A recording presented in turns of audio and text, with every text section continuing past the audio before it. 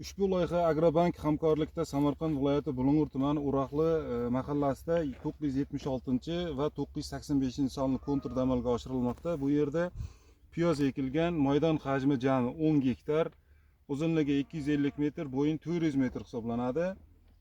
Bu yerda ekinlar zamonaviy usullar bilan parvarishlanmoqda. Hozirgi kunda ekinlar unib chiqqan. Ekinlarni yetishtirish 110 kun davom etadi. Yetishtirish jarayonida sug'oriladi, tabiiy va mineral o'g'itlar bilan oziqlantiriladi. Ushbu loyihaga 20 ta dehqon xo'jaliklari biriktirilgan. Har bir dehqon xo'jaligiga o'rtacha 50 sotikdan yer maydoni to'g'ri keladi. Loyihadan samarali foydalanish maqsadida Davronbek Olqartepa ishlab chiqarish kooperativi biriktirilgan.